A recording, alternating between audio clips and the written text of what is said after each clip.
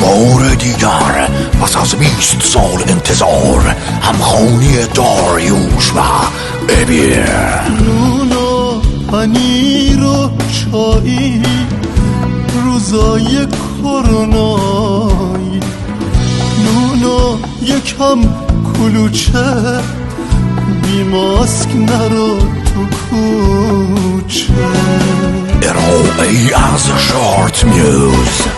بازم شلوغ جاده ها دارن همه میرن شما، کرونا هم به چیزشون این آدمای بی خیال خسته و افسرده شدن.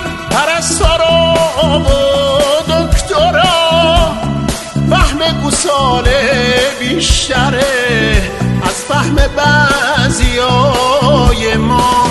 نون و پنیر و ذرت یه ماسک بزن به چهرت.